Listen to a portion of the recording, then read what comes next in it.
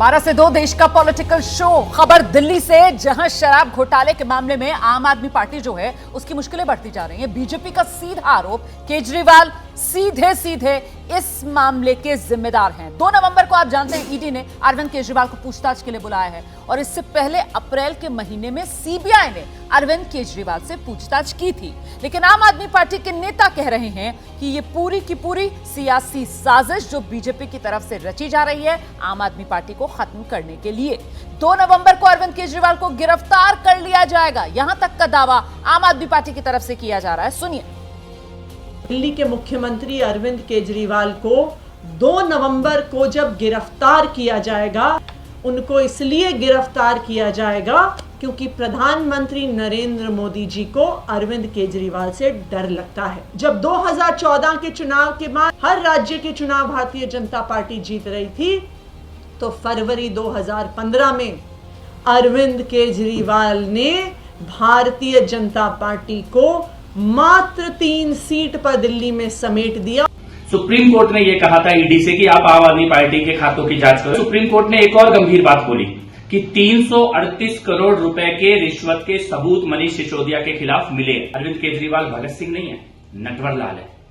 अरविंद केजरीवाल ईमानदार नहीं है, चोर है। तिहाड़ के अंदर जो लोग अब तक गए हैं, उनके बाद जो जाने वाले हैं, उनमें केजरीवाल का RAC 1 है और तिहाड़ का टिकट कभी भी कंफर्म हो सकता है। तो ये सियासी आर पार, और ऐसे में सवाल जिसको लेकर हम चर्चा करेंगे फ्लोर पर आपके सामने है, घोटाला केजरीवाल पर भारी। 2 नवंबर को होगी गिरफ्तारी। प्रदीप जी, क्या लग रहा है, 2 नवंबर गिरफ्तारी हो जाएगी?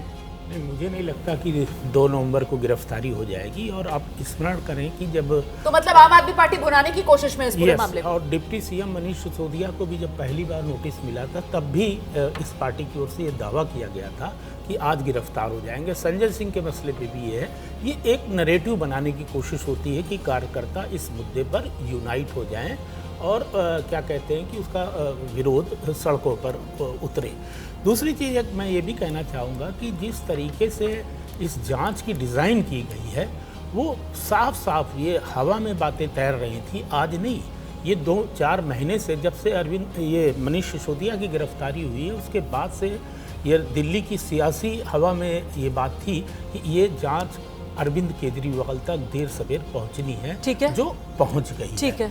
और कोई बड़ी बात नहीं। अब देखिए जिस तरीके से उधर अशोक गहलोत के बेटे से पूछताछ हो रही है, झारखंड के मुख्यमंत्री को समन होकर उनसे पूछताछ की जा रही है, तो ये चुनाव का मौसम है और ये तो होना ही था। और चूंकि बीजेपी जिस तरीके से अपनी पूरी रणनीति बनाती है, उसमें ईडी और सीबीआई और आईटी की बहुत अहम नहीं। तो अब आपने दोनों तरफ की बात कर दी है मुझे लगता है जरा समीर जी को आना चाहिए। एक तरफ तो अभी प्रदीप जी कह रहे थे कि साहब ये भ्रष्टाचार की जांच की आंच केजरीवाल तक पहुंचनी थी, लेकिन मेरा सवाल ये कि सर एक सेकंड, ठीक है, सियासी तौर पर फिर इस पूरे मामले को अब भुनाने की कौन कोशिश कर रहा है? देखिए, मुझे लगता है इस पूरे लीकर मामले में सियासत का कोई लेना देना नहीं है। आप देखिए 17 नवंबर 2019 को जब लीकर पॉलिसी लेकर आए थे, उस समय केजरीवाल सरकार के मुख्य सचिव नरेश कुमार ने LG सक्सेना जी को लिख कर दिया था कि इस पॉलिसी के अंदर आर्थिक अनियमितता व्याप्त हो रही है, इसके अंदर पैसों का लेन देन का बड़ा घोटाला हो रहा है, यह कैबिनेट से अप्रूव पॉलिसी नहीं है, यह LG से अप्रूव पॉलिसी नहीं है और सीधा लागू कर दी गई है।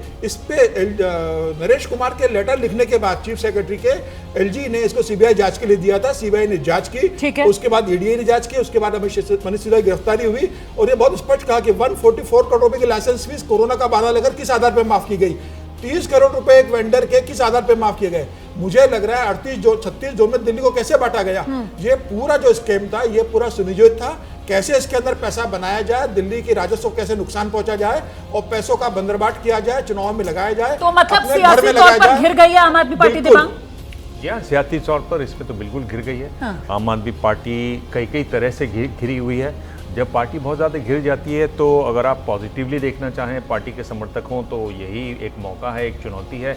यानी इंडिया गठबंधन में भी ये पार्टी थोड़ी अलग तिरछी खड़ी दिखाई देती है। यहाँ देख लीजिए तो यहाँ शुरू से बीजेपी के साथ इनका 36 का आंकड़ा है, क्योंकि बहुत मायनों में ये बीजेपी सी दिखती है, बीजेपी का एक साफ वर्जन दिखाई देता है। जब ये मैं आपको रोकूंगी सर।